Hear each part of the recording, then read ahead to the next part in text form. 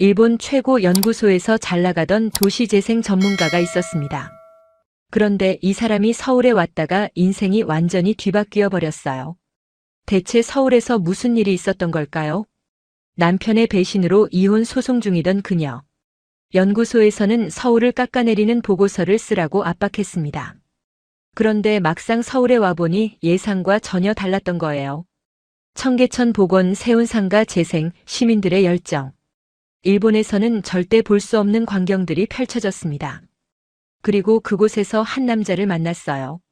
그가 보여준 서울의 진짜 모습에 그녀는 완전히 빠져들었습니다. 결국 그녀가 내린 선택은 일본 전체를 발칵 뒤집어 놓았습니다. 도대체 서울에서 무엇을 받길래 12년 커리어를 던지고 한국에 남기로 결심한 걸까요? 오늘 영상 끝까지 보시면 그 이유를 아시게 될 거예요. 영상 시작 전 구독과 좋아요, 알림 설정까지 부탁드립니다. 댓글로 여러분의 생각도 남겨주세요. 안녕하세요. 저는 아오키 유이라고 합니다. 올해 36살이고요. 도쿄에 있는 국립도시환경연구소에서 도시재생 전문연구원으로 일하고 있어요. 12년째 이 일을 하고 있죠.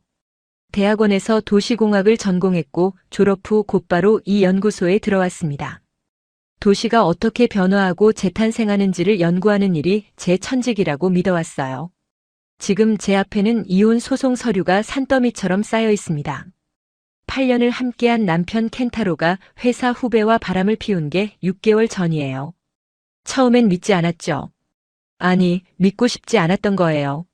하지만 증거는 너무나 명확했고 저는 결국 이혼을 결심하게 됐습니다. 밤마다 혼자 울었어요. 왜 나였을까, 내가 뭘 잘못했을까 자책하면서요. 문제는 재산 분쟁이었어요. 켄타로는 제가 연구에만 몰두하느라 가정을 돌보지 않았다며 위자료를 줄 수 없다고 버티고 있습니다. 웃기지 않나요? 외도를 한 사람이 오히려 저를 탓하다니. 그의 변호사는 제가 주말에도 연구소에 나갔던 기록들을 증거로 제출했어요. 마치 제가 가정을 파탄낸 사람인 것처럼요. 변호사 비용만 벌써 300만 엔이 넘어가고 있었죠. 그런 와중에 연구소에서 긴급 회의가 소집됐습니다. 아시아 주요 도시의 재생 사례를 비교 분석하는 국제 프로젝트가 시작된다는 거예요. 3년짜리 대형 프로젝트라고 했습니다. 그런데 회의실 분위기가 심상치 않았어요. 동료들의 시선이 묘하게 저를 향하고 있었습니다. 타나카 부장이 저를 똑바로 쳐다보며 말했어요. 이번 프로젝트의 첫 출장지는 서울이고 아오키 연구원이 담당하게 될 거라고요. 순간 심장이 철렁 내려앉았습니다. 서울이라니. 하필이면 서울이라니요. 회의실이 갑자기 좁아지는 느낌이었어요. 7년 전 저는 신입 연구원 시절 서울에서 첫 해외 프로젝트를 맡았던 적이 있어요. 당시 한국어도 서툴고 현지 사정도 몰랐던 저는 완전히 실패했습니다. 데이터 수집도 엉망이었고 현지 협력기관과의 소통도 제대로 되지 않았죠. 통역을 잘못 이해해서 전혀 다른 지역을 조사하는 실수까지 저질렀어요. 결국 보고서는 상사에게 혹평을 받았고 저는 그 후로 국내 프로젝트만 고집하게 됐습니다. 서울은 제게 트라우마 그 자체였어요. 타나카 부장이 회의 후 저를 따로 불렀습니다. 그의 표정이 묘하게 불편해 보였어요. 회의실 문을 닫더니 목소리를 낮췄습니다. 그가 말했어요. 이번 보고서의 방향성은 이미 정해져 있다고요. 서울의 도시재생 사례가 과대평가되어 있다는 결론을 내려야 한다는 거였어요.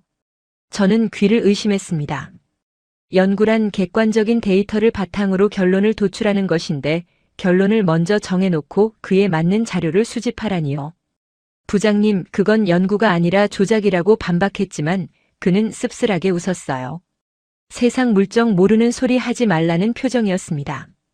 연구소 운영비의 상당 부분이 특정 재단에서 나오고 그 재단은 일본 도시계획의 우수성을 강조하는 결과물을 원한다고 했습니다. 정치적인 문제라는 거죠. 저는 말문이 막혔어요. 12년간 믿어온 연구의 순수성이 한순간에 무너지는 기분이었습니다. 제가 그동안 해온 일들도 혹시 이런 식으로 이용당한 건 아닐까 하는 의심이 밀려왔어요. 집으로 돌아오는 길 휴대폰이 울렸습니다. 변호사였어요.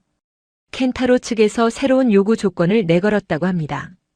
제가 해외 출장을 가면 소송 일정이 지연될 수 있으니 출장을 취소하거나 합의금을 대폭 낮추라는 거였어요. 정말 치사한 수법이었죠. 제 커리어까지 흔들어서 자기에게 유리한 조건을 만들려는 속셈이 뻔히 보였습니다. 모든 것이 한꺼번에 무너지는 느낌이었습니다. 남편의 배신, 연구소의 압박, 과거의 트라우마. 36해 인생에서 이렇게 막막했던 적이 있었나 싶었어요. 작은 원룸에 혼자 앉아 천장을 바라보며 한참을 멍하니 있었습니다. 며칠을 고민했습니다. 포기할까요? 아니면 맞서 싸울까요? 답은 의외로 간단했어요. 도망치면 아무것도 바뀌지 않는다는 걸 저는 이미 7년 전에 배웠으니까요. 그때 서울에서 도망쳤던 제가 지금까지도 그 그림자에서 벗어나지 못하고 있잖아요. 출장 이틀 전 짐을 싸면서 오래된 수첩을 발견했습니다. 7년 전 서울에서 적었던 메모가 남아 있었어요. 서툴고 부족했던 기록들. 하지만 그 사이사이에 적힌 문장 하나가 눈에 들어왔습니다. 이 도시는 뭔가 다르다. 다시 오고 싶다. 그 글씨는 분명 제 손으로 쓴 건데 전혀 기억나지 않았어요. 그때의 저는 실패에만 집중하느라 이런 감정을 품고 있었다는 걸 잊고 있었던 거예요. 서울은 제게 상처만 준 게 아니었습니다. 무언가를 느끼게 해준 도시이기도 했죠. 수첩을 가슴에 꼭 안았습니다. 인천공항에 도착한 건 오후 3시였어요. 11월의 서울은 도쿄보다 훨씬 쌀쌀했습니다.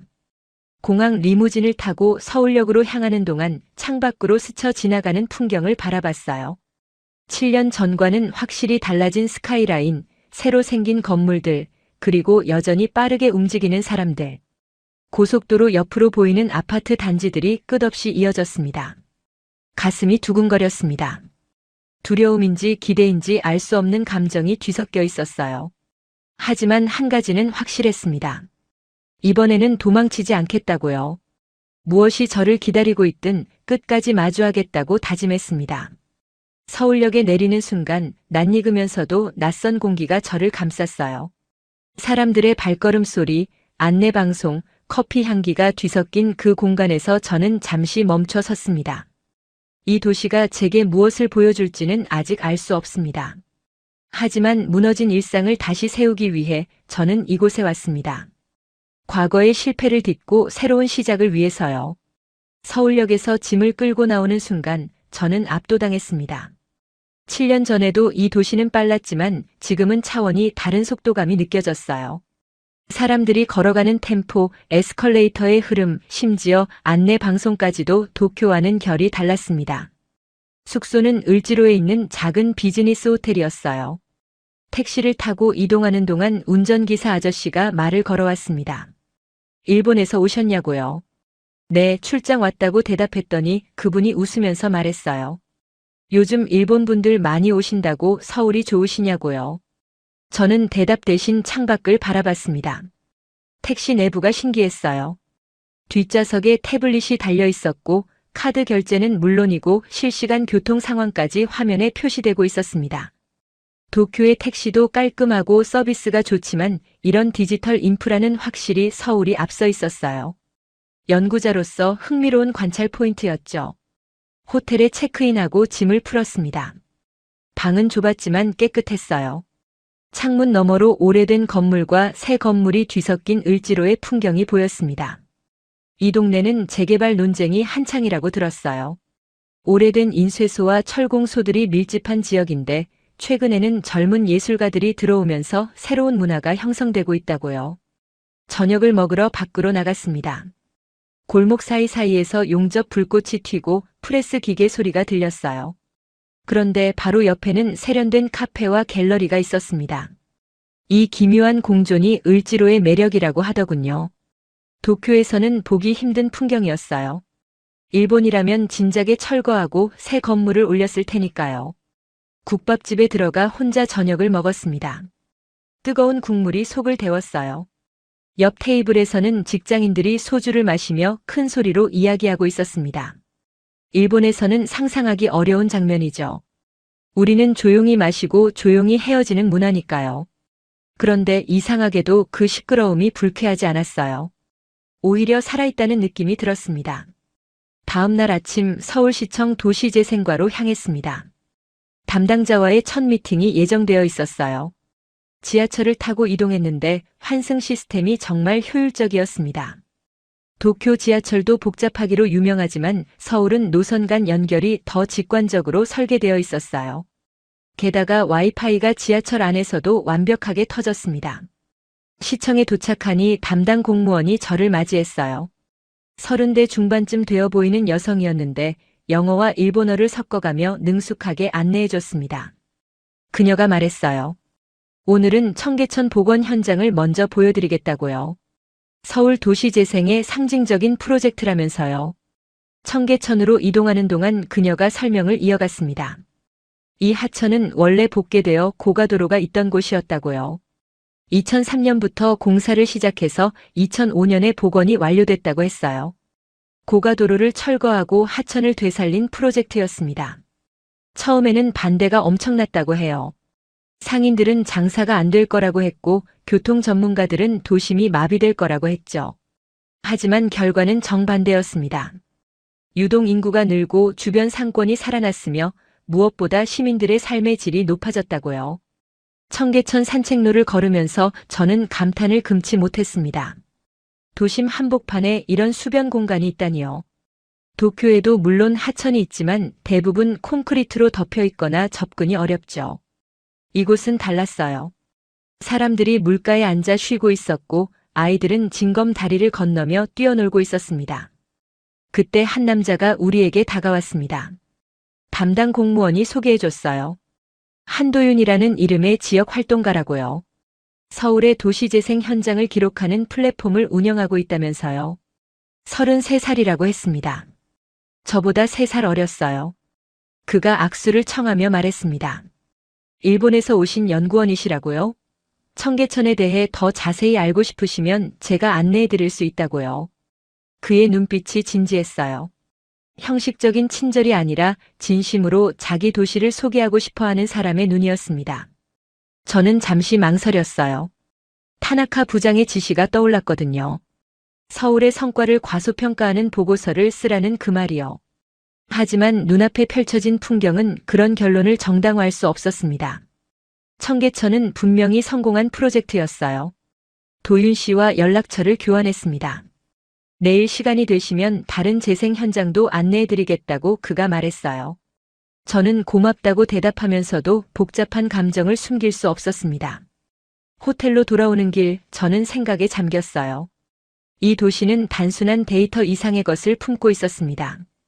숫자로는 설명할 수 없는 에너지, 사람들의 열정, 변화에 대한 의지. 도쿄가 정교하고 안정적인 도시라면 서울은 역동적이고 생동감 넘치는 도시였어요. 그날 밤 변호사에게서 연락이 왔습니다. 켄타로가 합의를 거부했다고요. 재판으로 가게 될 것 같다고 했어요. 한숨이 나왔지만 이상하게도 예전만큼 무너지지는 않았습니다. 서울의 어떤 에너지가 저를 버티게 해주는 것 같았어요. 창밖으로 을지로의 야경이 보였습니다. 오래된 간판들 사이로 새로운 불빛들이 반짝이고 있었어요. 이 도시는 과거와 현재가 충돌하면서도 공존하는 곳이었습니다. 어쩌면 저도 그렇게 될 수 있을까요? 무너진 과거를 안고도 새로운 시작을 할 수 있을까요? 내일 도윤 씨를 다시 만나기로 했습니다. 그가 보여줄 서울의 또 다른 모습이 궁금했어요. 그리고 솔직히 이 도시에 대해 더 알고 싶었습니다. 연구를 위해서만이 아니라 제 자신을 위해서도요. 다음 날 아침 9시 청계천 광장에서 도윤 씨를 만났습니다.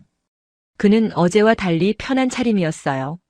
청바지에 후드티 그리고 어깨에는 카메라 가방을 메고 있었습니다. 오늘은 제대로 보여드리겠다며 웃었어요. 우리는 청계천을 따라 천천히 걸었습니다. 도윤 씨가 설명을 이어갔어요. 이 복원 프로젝트가 단순히 하천을 되살린 것만이 아니라고요. 주변 지역 전체의 삶을 바꿔놓았다고 했습니다. 세운상가, 을지로, 종로까지 연결된 도심 재생의 시작점이었다는 거예요. 그가 말했습니다. 저희 부모님 세대는 이 하천이 복개되기 전을 기억해요. 빨래도 하고 아이들이 물놀이도 하던 곳이었다고요. 그런데 경제 개발 시기에 고가도로가 들어서면서 하천은 사라졌죠. 사람들은 그게 발전이라고 믿었어요. 저는 고개를 끄덕였습니다. 일본도 마찬가지였거든요. 고도 성장기에 수많은 하천이 복개되고 도로로 변했어요. 효율과 속도가 최우선이었던 시대니까요. 하지만 서울은 그걸 되돌렸습니다. 도쿄는 아직 그러지 못했어요. 도윤 씨가 카메라를 꺼내더니 주변을 촬영하기 시작했습니다. 그가 하는 일이 궁금해서 물어봤어요. 그는 지역 기록 플랫폼을 운영한다고 했습니다. 재개발로 사라지는 동네들, 그곳에 살던 사람들의 이야기를 영상과 글로 남기는 일이라고요. 왜 그런 일을 시작하게 됐냐고 물었습니다. 그가 잠시 멈춰 서더니 대답했어요. 어릴 때 살던 동네가 재개발로 사라졌다고요. 하루아침에요. 건물만 사라진 게 아니라 그곳에서의 기억, 이웃들, 골목의 냄새까지 전부 없어졌다고 했어요. 그때 깨달았대요. 누군가는 이걸 기록해야 한다고요. 그의 이야기가 가슴에 닿았습니다. 저도 비슷한 경험이 있었거든요. 어릴 적 뛰어놀던 도쿄 외곽의 작은 마을이 지금은 대형 쇼핑몰로 바뀌었어요. 그때의 기억은 제 머릿속에만 남아있죠. 사진 한 장 제대로 없어요.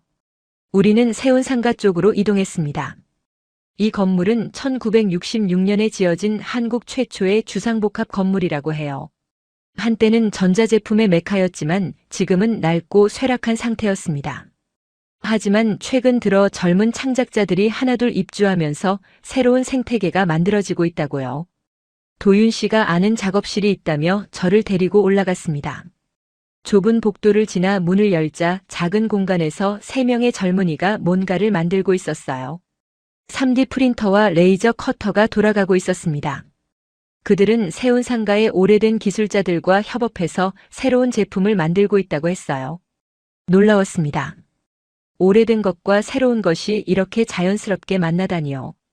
일본이라면 분명 따로 놀았을 거예요. 전통장인은 전통대로, 젊은 창작자는 창작자대로. 하지만 서울은 그 둘을 섞어버렸어요. 충돌이 아니라 융합이었습니다. 점심은 세운상가 근처의 오래된 칼국수집에서 먹었어요. 도윤 씨가 단골이라고 했습니다.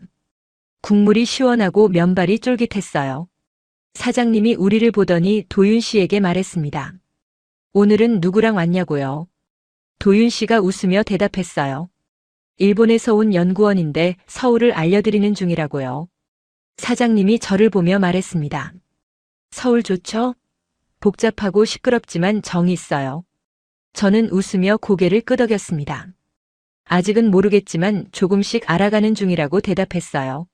식사 후 도윤 씨가 조심스럽게 물었습니다. 실례가 안 된다면 이번 연구의 목적이 뭔지 여쭤봐도 될까요? 저는 잠시 망설였어요. 솔직하게 말해야 할까요?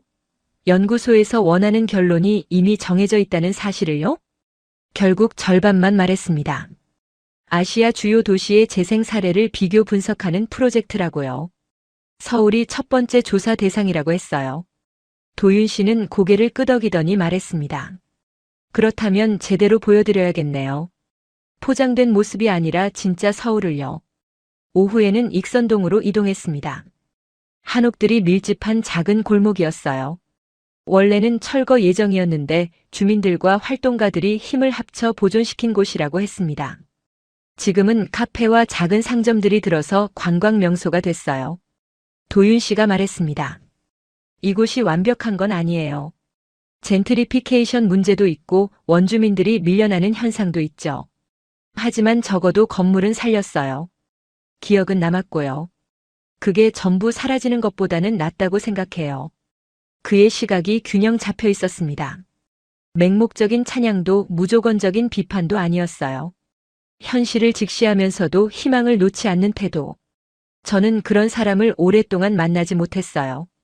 연구소에서는 모두가 정해진 결론을 향해 달려갈 뿐이었으니까요.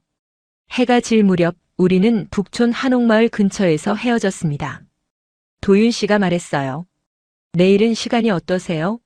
아직 보여드릴 곳이 많은데요. 저는 기꺼이 그러겠다고 대답했습니다. 호텔로 돌아가는 길 저는 생각에 잠겼어요. 도윤 씨와 함께한 하루가 제게 많은 것을 알려줬습니다. 도시는 결국 사람으로 완성된다는 단순한 진리를요. 저는 원래 구조물과 수치 중심으로 도시를 보는 사람이었어요. 하지만 그의 이야기는 그런 시각을 흔들어 놓았습니다. 밤에 연구소에서 메일이 왔습니다. 타나카 부장이었어요. 일주일 후까지 중간 보고서를 제출하라는 내용이었습니다. 그리고 마지막에 한 줄이 덧붙여 있었어요. 방향성을 잊지 말라고요. 저는 노트북 화면을 한참 바라봤습니다. 오늘 본 것들을 어떻게 보고서에 담아야 할까요? 진실을 쓸까요? 아니면 원하는 대로 쓸까요? 답은 아직 내리지 못했습니다. 하지만 한 가지는 분명했어요. 서울은 제 예상을 완전히 벗어나고 있었습니다. 도윤 씨와 함께하는 날들이 이어졌습니다. 사흘째 되는 날 우리는 성수동을 찾았어요. 한때 공장지대였던 이곳이 지금은 서울에서 가장 힙한 동네로 변했다고 했습니다. 낡은 공장 건물들이 카페와 갤러리, 편집숍으로 탈바꿈해 있었어요. 도윤 씨가 카메라를 들고 골목을 누볐습니다. 그가 찍는 대상은 화려한 신상 건물이 아니었어요. 오히려 아직 재개발되지 않은 구석, 오래된 간판, 세월의 흔적이 묻은 벽돌들이었습니다. 왜 저런 걸 찍느냐고 물었더니 그가 대답했어요. 이런 것들이 먼저 사라지거든요. 새 건물은 앞으로도 계속 생기지만 이 흔적들은 한번 없어지면 영영 돌아오지 않아요. 그래서 지금 남겨야 해요. 그의 말에 저는 할 말을 잃었습니다. 연구자로서 저는 늘 결과물에만 집중했어요. 재생된 도시의 최종 모습, 통계 수치, 경제적 효과. 하지만 도윤 씨는 과정을 기록하고 있었습니다. 사라지는 것들의 마지막 순간을요. 점심때 근처 수제버거 가게에 들어갔어요. 원래 자동차 정비소였던 건물을 개조한 곳이었습니다. 천장에는 아직도 체인 도르래가 남아 있었고 바닥에는 오일 자국이 희미하게 보였어요. 사장님이 일부러 보존한 거라고 했습니다. 도윤 씨가 사장님과 아는 사이인 것 같았어요. 인사를 나누더니 저를 소개해줬습니다. 일본에서 온 도시 연구원이라고요. 사장님이 흥미롭다는 듯 저를 바라봤어요. 서울이 어떻게 보이냐고 물었습니다. 솔직하게 대답했어요. 예상과 전혀 다르다고요. 오래된 것과 새로운 것이 이렇게 공존하는 도시는 처음 본다고 했습니다. 사장님이 웃었어요. 서울이 원래 그래요. 뭐든 빨리 부수고 빨리 짓는데 요즘은 남기는 법도 배우고 있어요. 오후에는 도윤 씨의 작업실을 방문했습니다. 을지로 골목 안쪽에 있는 작은 공간이었어요. 책상 위에는 카메라 장비들이 쌓여 있었고 벽에는 서울 곳곳에서 찍은 사진들이 붙어 있었습니다. 재개발 예정 지역의 풍경, 이주민들의 초상화, 사라진 건물들의 마지막 모습. 그가 노트북을 열어 자신이 운영하는 플랫폼을 보여줬습니다. 동네 아카이브라는 이름이었어요. 사라지는 동네들의 기록을 모아놓은 웹사이트였습니다. 주민 인터뷰 영상, 골목 지도, 옛날 사진 대조, 심지어 그 동네만의 소리까지 녹음해서 올려놨더라고요. 왜 이렇게까지 하느냐고 물었습니다. 도윤 씨가 잠시 생각하더니 대답했어요. 건물은 사라져도 기억은 남잖아요. 근데 그 기억도 사람이 죽으면 같이 사라져요. 저는 그걸 막고 싶어요. 적어도 누군가가 검색하면 찾아볼 수 있게요. 저는 그의 얼굴을 바라봤습니다. 진심이었어요. 돈이 되는 일도 아니고 유명해지는 일도 아닌데 이렇게 열정을 쏟는 사람. 도쿄에서는 만나기 어려운 타입이었습니다. 우리는 모두 효율과 성과에 쫓기느라 이런 가치를 잊고 살았으니까요. 그날 저녁 도윤 씨가 주민 인터뷰 촬영에 동행해도 되겠냐고 물었습니다. 물론이라고 대답했어요. 연구에도 도움이 될 것 같았고 솔직히 그의 일하는 방식이 궁금하기도 했습니다. 인터뷰 대상은 을지로에서 40년 넘게 인쇄소를 운영한 할아버지였어요. 작은 가게 안에 오래된 인쇄기들이 빼곡히 들어차 있었습니다. 도윤 씨가 카메라를 설치하고 조심스럽게 질문을 시작했어요. 할아버지는 처음에 쑥스러워하셨지만 이야기가 시작되자 물 흐르듯 말씀을 이어가셨습니다. 을지로가 어떻게 변해왔는지, 젊은 시절 이곳에서 밤새 일했던 추억, 동료들과 새벽에 술 마시던 기억. 가끔 눈시울을 붉히시기도 했어요. 저는 한쪽에서 조용히 그 광경을 지켜봤습니다. 도윤 씨는 말을 끊지 않았어요. 그저 듣고 고개를 끄덕이고 가끔 짧은 질문을 던질 뿐이었죠. 인터뷰라기보다는 대화에 가까웠습니다. 상대방을 존중하는 태도가 느껴졌어요. 인터뷰가 끝나고 밖으로 나왔을 때 저는 도윤 씨에게 말했습니다. 대단하다고요. 이런 일을 혼자 하고 계시다니요. 그가 고개를 저었어요. 혼자가 아니에요. 도와주는 분들이 계세요. 그리고 무엇보다 기억을 나눠주시는 분들이 계시잖아요. 그날 밤 호텔로 돌아오는 길 저는 스스로에게 물었습니다. 나는 무엇을 기록하고 있는가? 12년간 도시를 연구했지만 정작 사람들의 이야기는 얼마나 담았던가? 보고서는 숫자로 가득 차 있었지만 그 숫자 뒤에 있는 삶은 보이지 않았어요. 도윤 씨는 저와 전혀 다른 방식으로 도시를 봤습니다. 저는 위에서 내려다봤고 그는 안에서 함께 걸었어요. 저는 분석했고 그는 공감했습니다. 어느 쪽이 더 진실에 가까울까요? 연구자로서의 거리두기가 흔들리고 있었습니다. 어느 순간부터 저는 조사자가 아니라 동행자에 가까운 위치에 서 있었어요. 그게 위험한 건지 아닌지는 아직 모르겠습니다. 하지만 확실한 건 서울이 저를 변화시키고 있다는 거예요. 변호사에게서 다시 연락이 왔습니다. 켄타로가 새로운 조건을 제시했다고요. 이번에는 제가 서울에서 연구를 계속하면 소송에서 불리해질 수 있다는 협박성 발언까지 했다고 합니다. 저는 전화를 끊고 창밖을 바라봤어요. 도쿄에서는 모든 것이 저를 옥죄고 있었습니다.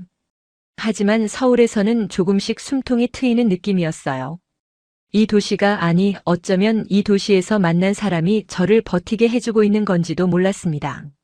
서울에서의 열흘째 밤이었습니다. 프로젝트 중반이 되면서 저와 도윤 씨는 거의 매일 함께 현장을 돌았어요.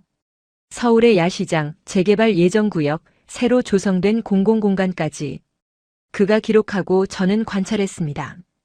어느새 우리는 꽤 좋은 팀이 되어 있었어요. 그날은 망원동 야시장을 찾았습니다. 저녁 7시쯤이었는데 이미 사람들로 북적거리고 있었어요. 좁은 골목 양쪽으로 포장마차들이 늘어서 있었고 맛있는 냄새가 사방에서 풍겨왔습니다. 도쿄에도 야시장이 있지만 이렇게 생동감 넘치지는 않았어요.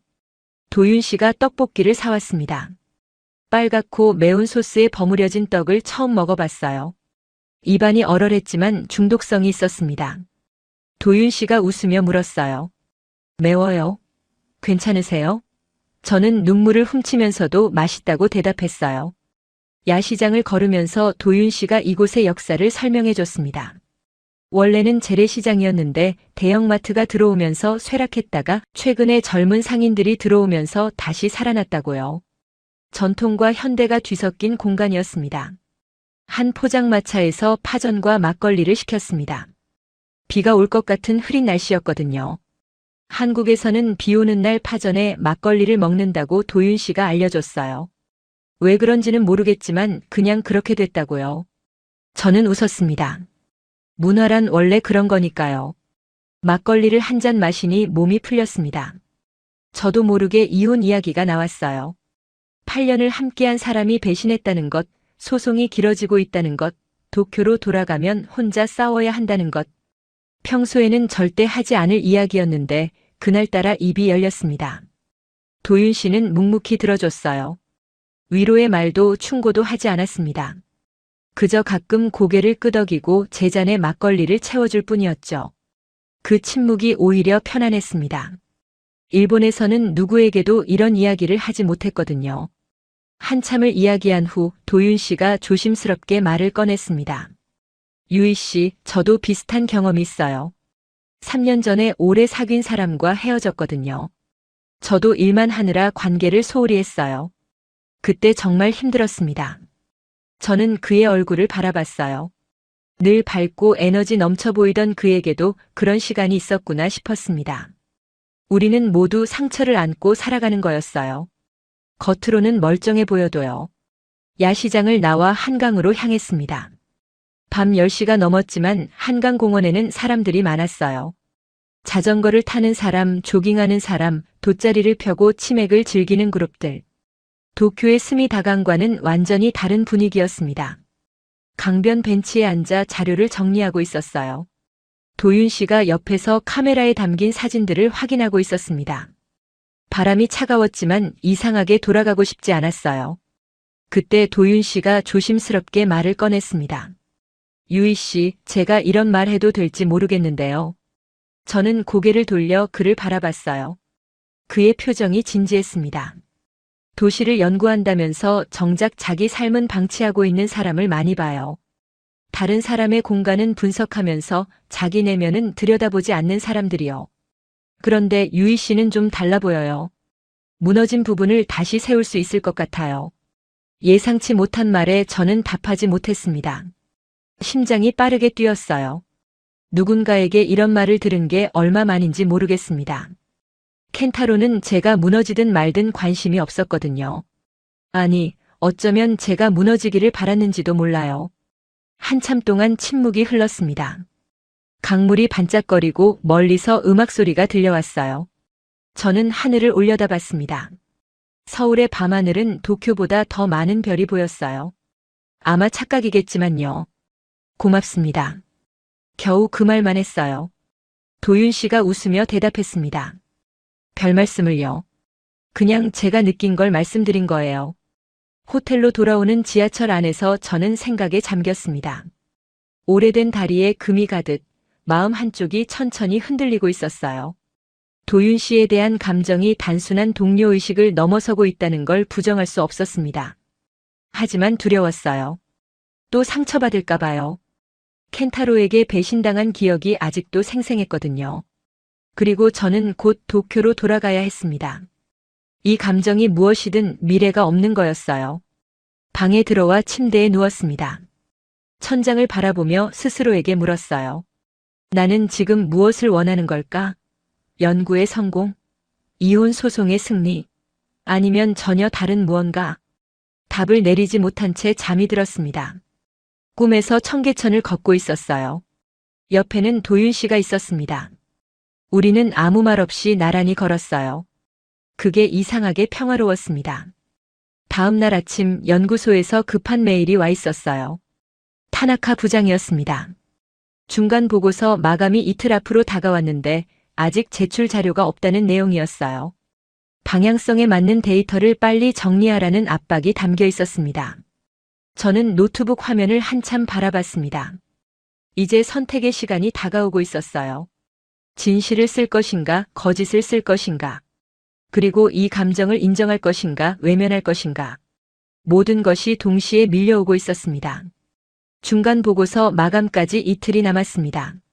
저는 호텔 방에 틀어박혀 그동안 모은 자료들을 정리하고 있었어요. 청계천 복원 프로젝트의 경제적 효과, 세운상가 재생의 사회적 영향, 익선동 한옥마을 보존의 문화적 가치. 어느 것 하나 실패라고 부를 수 없었습니다. 하지만 타나카 부장이 원하는 건 달랐어요. 서울의 도시재생이 과대평가되었다는 결론. 일본의 사례가 더 우수하다는 방향. 제가 직접 본 현실과 정반대였죠. 오후에 연구소와 화상회의가 잡혀 있었습니다. 타나카 부장과 프로젝트 팀원 3명이 화면에 나타났어요. 부장이 먼저 말을 꺼냈습니다. 아오키 연구원, 중간 자료는 어떻게 되어가고 있나요? 저는 화면을 바라보며 대답했습니다. 현장 조사는 순조롭게 진행되고 있어요. 청계천, 세운상가, 성수동 등 주요 재생 지역을 방문했고 담당자 인터뷰도 여러 건 확보했습니다. 부장이 고개를 끄덕이더니 물었어요. 결론은요? 우리가 원하는 방향으로 데이터가 나오고 있습니까? 저는 잠시 망설였습니다. 솔직하게 말해야 할까요?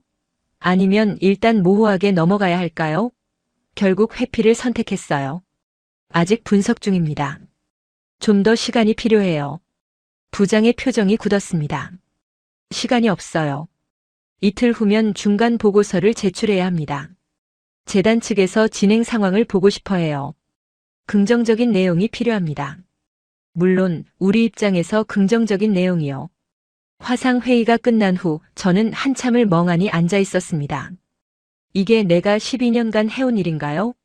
누군가의 입맛에 맞는 결론을 위해 데이터를 조작하는 건? 연구라는 이름으로 거짓을 포장하는 건? 저녁에 도윤 씨에게 연락이 왔습니다. 내일 마포구 쪽에 새로 조성된 공원이 있는데 같이 가보시겠냐고요. 저는 고민 끝에 그러겠다고 대답했어요. 어차피 호텔에 있어도 보고서를 쓸 마음이 생기지 않았으니까요. 다음 날 도윤 씨와 마포구 경의선숲길을 걸었습니다. 폐선된 철도 위에 조성된 공원이었어요. 레일이 그대로 남아있고 그 위로 나무와 풀이 자라고 있었습니다. 과거의 흔적 위에 새로운 생명이 뿌리를 내린 거죠. 도윤 씨가 설명해 줬어요. 이곳도 원래는 철거 예정이었대요. 하지만 주민들이 반대 운동을 벌였고 결국 보존과 재생의 방향으로 바뀌었다고요. 시민의 힘으로 만들어진 공간이라고 했습니다. 저는 레일 위를 천천히 걸으며 생각에 잠겼어요. 이 도시는 계속해서 저를 놀라게 했습니다. 단순히 개발하고 철거하는 것이 아니라 과거를 품으면서 미래로 나아가는 방식. 일본에서는 쉽게 볼 수 없는 접근이었어요. 걷다가 벤치에 앉았습니다. 도윤 씨가 커피를 사왔어요. 따뜻한 아메리카노를 마시며 저는 결국 입을 열었습니다. 사실 제가 고민이 있어요. 그가 저를 바라봤어요. 듣고 있다는 눈빛이었습니다. 연구소에서 저한테 원하는 게 있어요. 서울의 도시재생이 과장되었다는 결론을 내리라고요. 하지만 제가 직접 본 건 그렇지 않아요. 이곳은 분명히 성공했어요. 데이터도 그걸 증명하고요. 도윤 씨가 천천히 고개를 끄덕였습니다. 그래서 어떻게 하실 건가요? 모르겠어요. 진실을 쓰면 연구소에서 잘릴 수도 있어요. 지금 이혼 소송 중인데 수입이 끊기면 정말 힘들어져요. 하지만 거짓을 쓰면 저 자신을 속이는 거잖아요. 12년간 쌓아온 모든 게 무너지는 것 같아요. 한참 동안 침묵이 흘렀습니다. 도윤 씨가 말했어요. 저도 비슷한 상황에 처한 적이 있어요. 동네 아카이브를 시작할 때 한 부동산 회사에서 연락이 왔어요. 재개발 지역을 좋게 포장해주면 후원을 해주겠다고요. 돈이 정말 필요한 시기였어요. 그래서요? 제가 물었습니다. 거절했어요. 그리고 정말 힘들었어요. 6개월 동안 거의 굶다시피 했어요. 하지만 후회하지 않아요. 제가 지키고 싶었던 가치를 지켰으니까요. 그의 말이 가슴에 깊이 박혔습니다. 누군가는 현실과 타협하지 않는 삶을 살고 있었어요. 저는 그렇게 살 용기가 있을까요? 호텔로 돌아온 저는 밤새 고민했습니다. 노트북 앞에 앉아 빈 문서를 바라봤어요. 한 글자도 쓸 수가 없었습니다. 새벽 3시쯤 결심이 섰어요. 진실을 쓰기로요. 서울에서 본 것, 느낀 것, 데이터가 말하는 것을 그대로 담기로 했습니다. 연구소가 원하는 방향이 아니더라도요. 손가락이 움직이기 시작했습니다. 청계천 복원의 성과 세운상가 재생의 의미, 시민 참여형 도시계획의 가능성. 글이 물 흐르듯 써졌어요. 거짓을 쓸 때는 한 줄도 나오지 않던 글이 진실을 쓰니까 멈출 수가 없었습니다. 아침 8시 중간 보고서를 완성했어요. 타나카 부장이 원하는 내용은 단 한 줄도 없었습니다. 대신 제가 연구자로서 발견한 팩트들만 담겨 있었죠. 제출 버튼 위에 마우스를 올렸습니다. 손이 떨렸어요.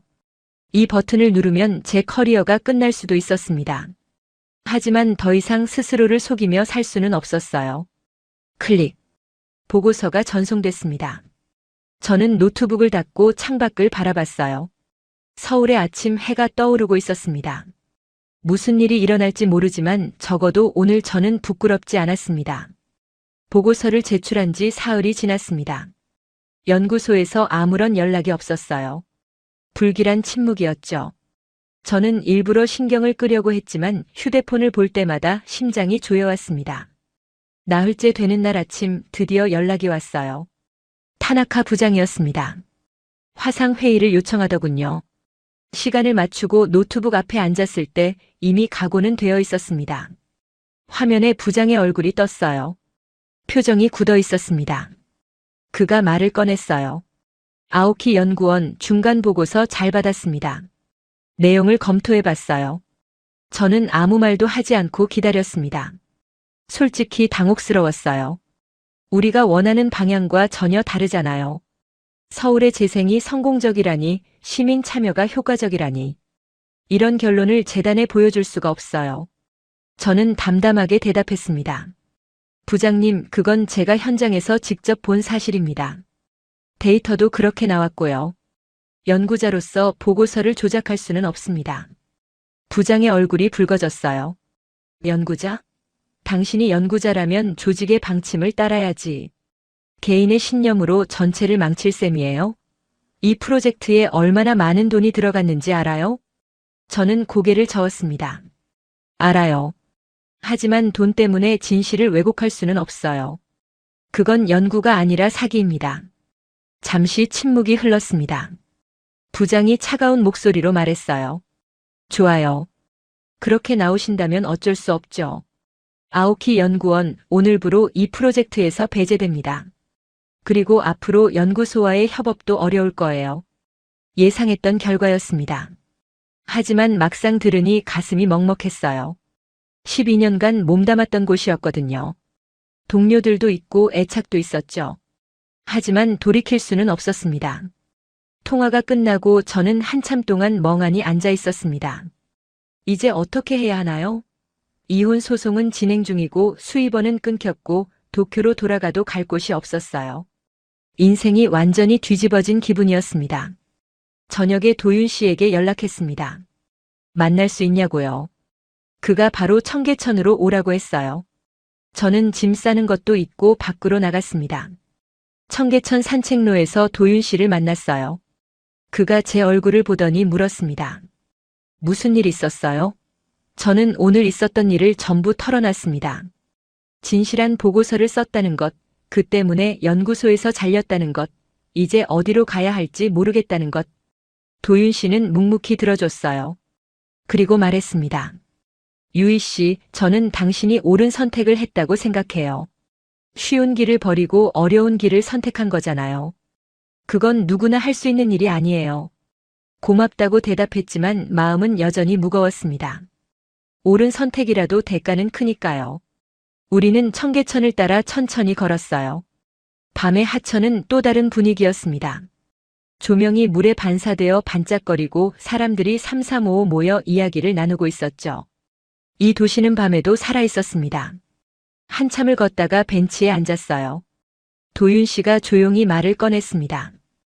유희 씨, 이상한 제안일 수도 있는데요.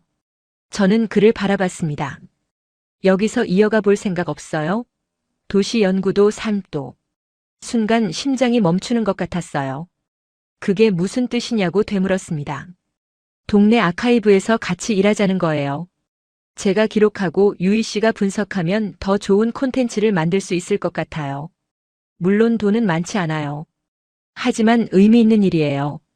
그리고 유희 씨는 그런 일에 맞는 사람인 것 같아요. 저는 말문이 막혔습니다. 이런 제안을 받을 줄은 몰랐거든요. 서울에 남으라고. 아직 정리되지 않은 일들이 너무 많았어요. 이혼, 일본에서의 미래, 그리고 도윤 씨에 대한 감정까지. 한참을 생각했습니다. 그리고 대답했어요. 조금만 시간을 주세요. 생각해 볼게요. 도윤 씨가 웃었습니다. 물론이죠. 서두를 필요 없어요. 그냥 가능성을 열어두시라는 거예요. 호텔로 돌아오는 길, 저는 서울의 밤거리를 바라봤습니다. 네온사인, 사람들의 웃음소리, 포장마차에서 풍기는 냄새. 이 모든 것이 낯설었지만 이상하게 불편하지는 않았어요. 오히려 어딘가 편안한 느낌이었습니다. 방에 돌아와 변호사에게 연락했어요. 이혼 소송 일정을 물었습니다.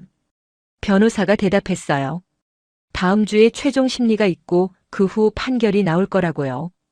켄타로가 더 이상 버틸 명분이 없어서 곧 끝날 것 같다고 했습니다.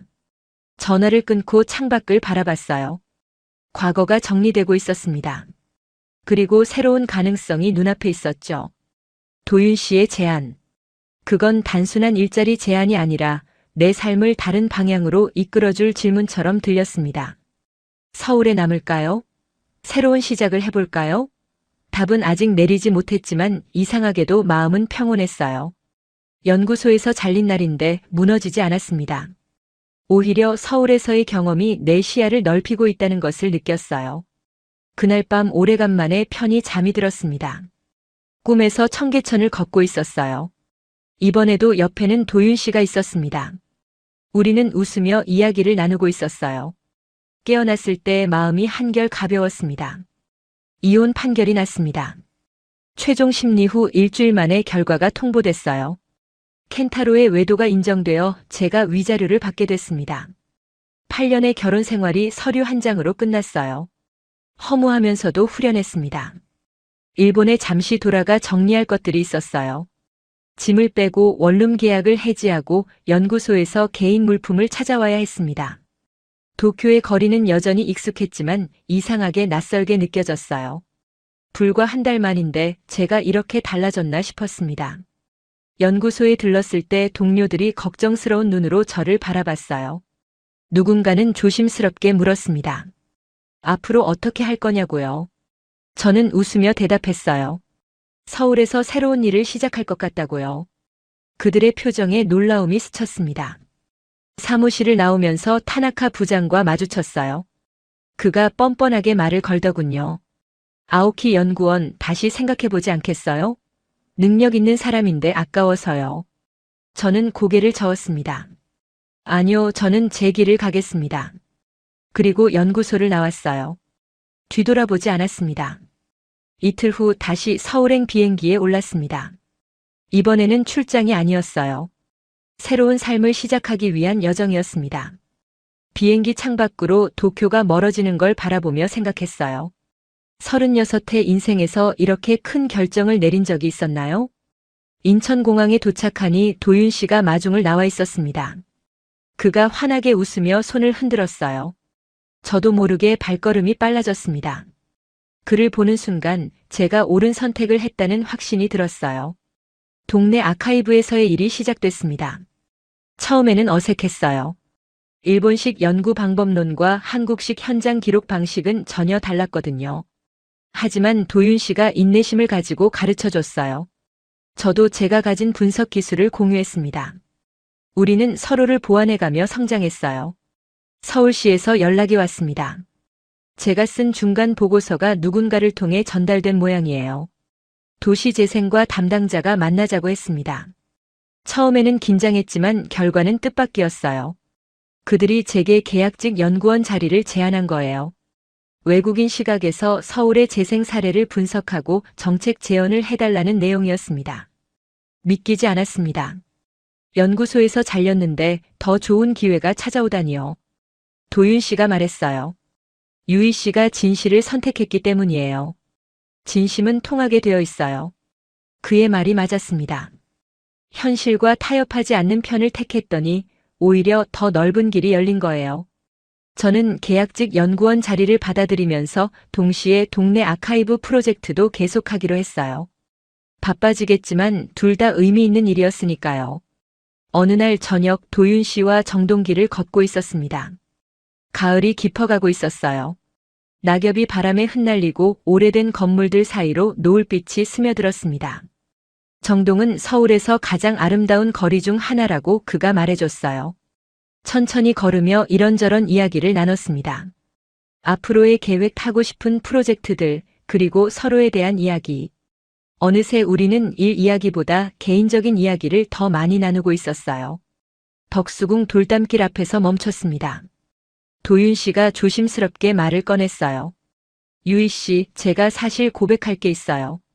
저는 심장이 두근거리며 그를 바라봤습니다. 처음 청계천에서 만났을 때부터 유희 씨한테 끌렸어요. 단순히 연구자라서가 아니라 도시를 바라보는 눈빛이 진지해서요. 무너진 것들 앞에서도 희망을 찾으려는 사람 같았어요. 저도 그런 사람이 되고 싶었거든요. 저는 아무 말도 하지 못했습니다. 그가 이어서 말했어요.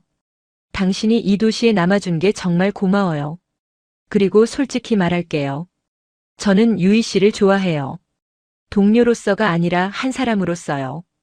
가슴이 벅차올랐습니다. 켄타로에게 상처받은 후로 다시는 누군가를 좋아하지 못할 거라고 생각했어요.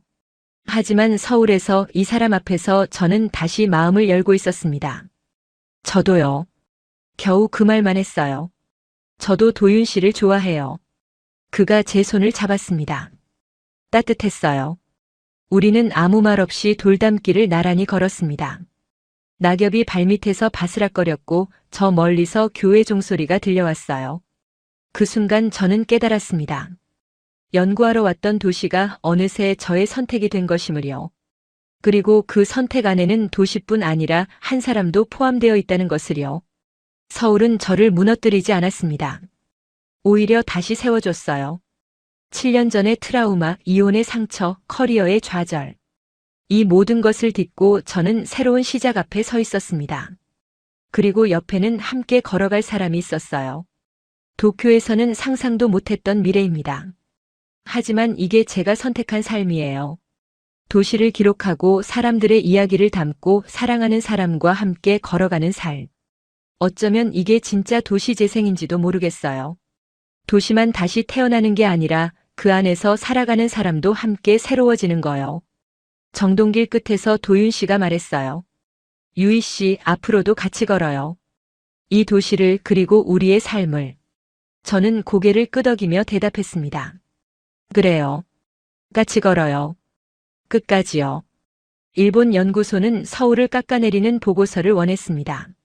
하지만 유희 씨는 거부했어요. 눈으로 직접 본 진실을 거짓으로 바꿀 수 없었으니까요. 그 대가로 12년 커리어가 한순간에 무너졌습니다. 그런데 놀라운 일이 벌어졌어요. 서울시에서 먼저 연락이 온 거예요. 진실한 보고서가 감동을 준 거죠. 결국 유희 씨는 서울에서 새로운 일자리를 얻었고 사랑까지 찾았습니다. 일본에서 도망치듯 떠나온 서울. 그곳에서 그녀는 완전히 새로운 사람으로 다시 태어났어요. 무너진 결혼, 배신한 남편, 부패한 연구소. 이 모든 상처를 서울이 치유해 준 겁니다. 한국의 도시재생 기술과 시민의식이 일본 전문가의 인생까지 바꿔놓은 거예요. 역시 대한민국입니다. 이 영상이 재밌으셨다면 구독과 좋아요 꼭 눌러주세요. 알림 설정하시면 새로운 감동 사연을 바로 받아보실 수 있어요. 댓글로 여러분의 이야기도 들려주세요. 다음 영상에서 또 만나요.